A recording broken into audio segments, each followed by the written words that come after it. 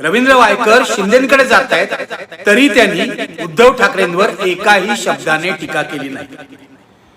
रवींद्र वायकर सांगत बसले की आपल्या मतदारसंघात काय समस्या आहेत आणि त्या सोडवण्यासाठी आपल्याला कशी सरकारी निधीची गरज आहे आणि हा निधी सरकार बरोबर असल्यानेच मिळू शकतो।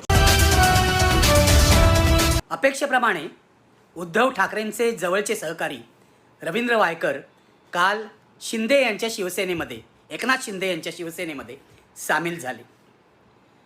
आपला जवळचा सहकारी सोडून गेला याचा उद्धव ठाकरे आणि त्यांच्या शिवसेनेला मोठा धक्का बसला असं काही पत्रकारांचं, काही चॅनलचं म्हणणं आहे। आता धक्का बसला वगैरे ही जे हेडलाईन्स आहेत या पद्धतशीरपणे दिल्या जातात, अगदी सवयीने दिल्या जातात, पुढचा मागचा विचार न करता कधीकधी डेस्कवरचा जो सब एडिटर आहे तो या हेडलाईन देतो आणि फारशी कल्पकता न दाखवता त्या हेडलाईन्स मंजूर होतात असा पत्रकारितेतला माझा अनुभव आहे। पण रवींद्र वायकर यांच्या जाण्यामुळे उद्धव ठाकरेंना खरोखरच धक्का बसला का, हा खरा प्रश्न आहे। याचं उत्तर असं आहे की रवींद्र वायकर यांच्या जाण्याने उद्धव ठाकरेंना अजिबात धक्का बसला नाही, कारण रवींद्र वायकर अशा प्रकारे जाणार हे उद्धव ठाकरेंना अनेक दिवस आधीच माहीत होतं। त्यामुळेच कदाचित काल रवींद्र वायकर एकनाथ शिंदे यांच्या शिवसेनेत सामील झाले आणि परवा उद्धव ठाकरेंनी एका जाहीर सभेमध्ये त्यांचा निरोप समारंभ केला। म्हणजे जवळजवळ निरोप समारंभच केला याचं कारण हे उद्या जाणार आहेत हे उद्धवना माहिती होतं, तरीसुद्धा त्यांना सभेमध्ये बोलवलं आणि सभेमध्ये बोलवून त्यांना पुष्पगुच्छ वगैरे दिला, म्हणजे निरोप समारंभच केला असं म्हटलं पाहिजे। आणि सगळ्यात महत्त्वाची गोष्ट म्हणजे ही सभा शिवसेनेच्या बालेकिल्ल्यात झाली, रवींद्र वायकर यांच्या मतदारसंघात जवळ झाली, त्यामुळे तिला इतकं महत्त्व आहे। कधीकधी असं वाटतं की उद्धव ठाकरेंनी जाणून बुजून रवींद्र वायकर यांना शिंदे गटात पाठवलं आहे की काय, की आपलाही माणूस तिथे असावा, तिथे काय घडतंय हे आपल्याला कळावं म्हणून ही सगळी युक्ती केलेली आहे की काय। असो, यातल्या राजकारणाच्या बाजू आहेत त्या आपल्याला नंतर उलगडतील, पण त्याआधी काल जेव्हा रवींद्र वायकर एकनाथ शिंदे, मुख्यमंत्री एकनाथ शिंदे यांच्या उपस्थितीमध्ये त्यांच्या शिवसेनेमध्ये गेले तेव्हा नेमकं काय घडलं हे आपल्याला पाहायला पाहिजे। म्हणजे सर्वसाधारणपणे अशा प्रकारे प्रवेशाचे जे सोहळे असतात हे रुटीन असतात, कंटाळवाणे असतात, जिथे जाणार त्याची स्तुती, ज्याला सोडणार त्याची नालस्ती वगैरे होतं। पण कालच्या सोहळ्यामध्ये काही विशेष गोष्टी घडल्या। पहिली गोष्ट म्हणजे रवींद्र वायकर यांनी उद्धव ठाकरेंवर टीका करण्याचं अजिबात टाळलं। लक्षात घ्या, रवींद्र वायकर शिंदेकडे जात आहेत तरी त्यांनी उद्धव ठाकरेंवर एकाही शब्दाने टीका केली नाही। रवींद्र वायकर सांगत बसले की आपल्या मतदारसंघात काय समस्या आहेत आणि त्या सोडवण्यासाठी आपल्याला कशी सरकारी निधीची गरज आहे आणि हा निधी सरकार बरोबर असल्यानेच मिळू शकतो वगैरे। त्याला काय अर्थ नव्हता, कारण रवींद्र वायकर काही काल परवा आमदार झालेले नाहीत, ते जेव्हा काँग्रेस राष्ट्रवादीची सत्ता होती तेव्हाही आमदार होते, त्यामुळे निधी कसा मिळवायचा हे त्यांना चांगलंच माहिती आहे। उद्धव ठाकरे मुख्यमंत्री असतानाही ते आमदार होते, त्यामुळे आपल्या मतदारसंघातल्या समस्या जर त्यांना सोडवायच्या असत्या वेळच्या वेळी तर त्यांनी त्यावेळेस उपाय केला असता, त्यामुळे त्या गोष्टींना काही अर्थ नाही। रवींद्र वायकर काय टाळत होते ते मी तुम्हाला सांगतो। रवींद्र वायकर आपल्यावर झालेल्या ईडीच्या धाडीबद्दल बोलायला टाळत होते, आपल्याला ईडीने जो त्रास दिला, आपल्यावर जे आरोप आहेत त्याबद्दल बोलायला टाळत होते, आणि दुसरी गोष्ट म्हणजे भाजपचे नेते किरीट सोमय्या यांनी वायकर यांच्यावर जे आरोप केले त्याबद्दलही बोलायचं त्यांनी टाळलं। नेमकंच काय झालं, पत्रकार परिषदेत फार थोड्या वृत्तपत्रांनी याचं रिपोर्टिंग केलं आहे म्हणून याचा उल्लेख करायला पाहिजे। रवींद्र वायकर यांना पत्रकारांनीच विचारलं, त्यांनी काहीच सांगितलं नाही किंवा शिंदे गटातल्या कोणत्याही नेत्यांनी सांगितलं नाही। यांना पत्रकारांनी विचारलं, ईडीने तुमच्यावर ज्या धाडी टाकल्या, तुम्हाला जो त्रास दिला, तुमच्या पत्नीलाही आरोपी केलं, त्यामुळे तुम्ही शिंदे यांच्या शिवसेनेमध्ये जात आहात का? रवींद्र वायकर एवढंच म्हणाले की मी ईडीला सर्व सहकार्य केलं आहे, त्यामुळे मला आता ईडीची काही समस्या आहे असं वाटत नाही। आणि ताबडतोब शिंदे यांच्या समर्थकांनी शिवसेना जिंदाबादच्या आणि शिंदेंच्या जिंदाबादच्या घोषणा दिल्या आणि हा प्रश्न वाहून गेला।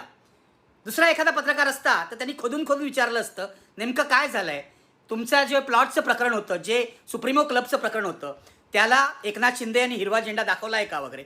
पण हे प्रश्न त्या घोषणांच्या गदारोळामध्ये सगळे धुवून निघाले, पुढे काहीच त्याचा पाठपुरावा झाला नाही।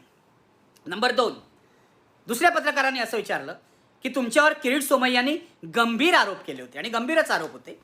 रवींद्र वायकर यांच्या सुप्रीम क्लबला जो भूखंड मिळालेला आहे त्या भूखंडाची किंमत 3 कोटीच्या वर आहे, पण पालिकेने तो त्यांना केवळ 3 लाखात दिला आहे, असा अत्यंत गंभीर आरोप किरीट सोमय्यांनी केला होता.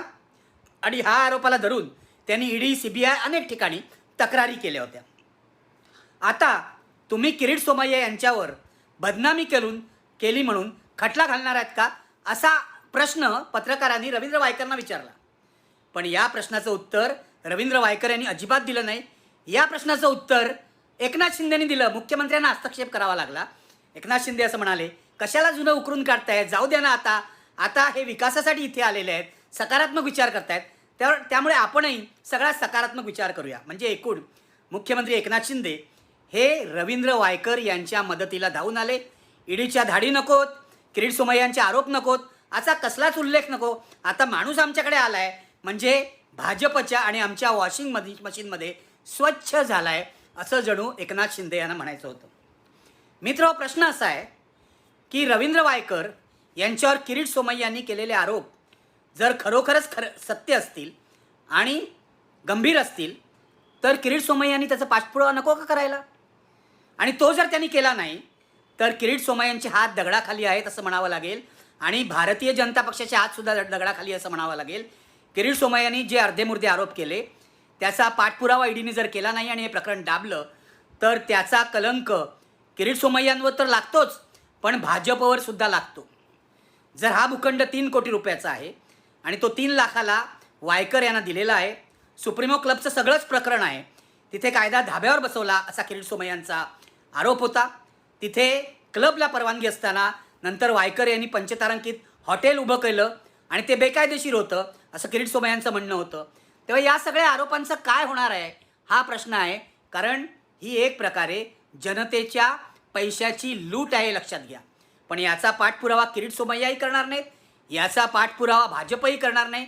म्हणजे भाजपने रवींद्र वायकर यांच्या कृष्णकृत्यावर म्हणा किंवा यांनी जे पाप केलेलं आहे जनतेचा पैसा लुटण्याचं त्यावर पांघरून घातलेलं आहे.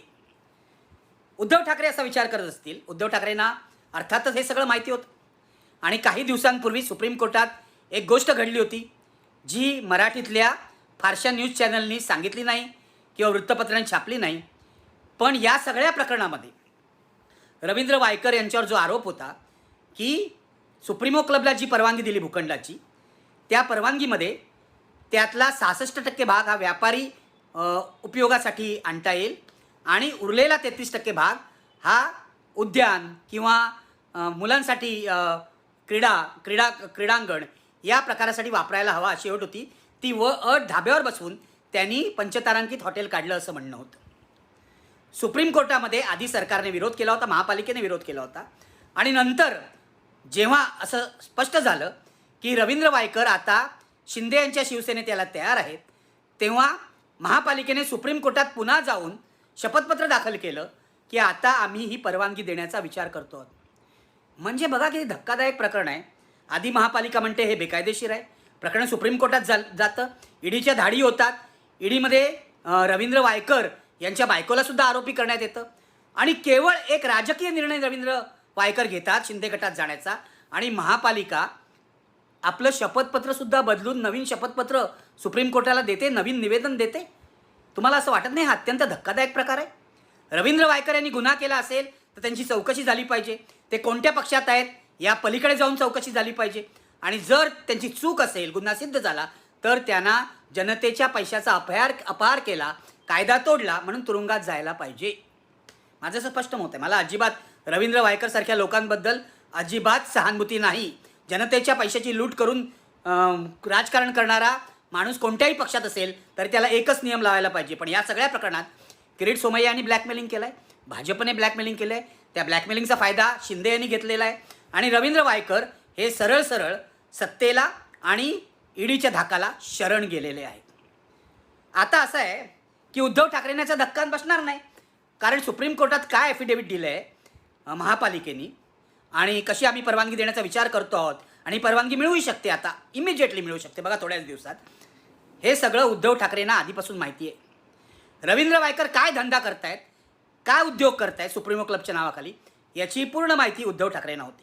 माझं असं मत आहे, माफ करा, उद्धव ठाकरे आता विक्टीम आहे, त्यांच्याविषयी लोकांना सहानुभूती आहे, पण हे मत मांडायलाच हवं की उद्धव ठाकरे यांनी रवींद्र वायकर जर गैरव्यवहार करत होते तर त्यांना त्यावेळेलाच रोखायला पाहिजे होतं. मी हे काय मत लपवणार नाही. लक्षात घ्या, उद्धव ठाकरेंवर अन्याय झालेला असला तरी त्यांनी ज्या चुका केलेल्या आहेत त्या आपल्याला मान्य कराव्या लागेल. रवींद्र वायकर कशाला? शिवसेनेचे स्थायी समितीचे अलीकडचे अध्यक्ष पहा, राहुल शेवाळे असतील, रवींद्र वायकर असतील, यशवंत जाधव असतील, या तिघांवरही ईडी लागलेली आहे.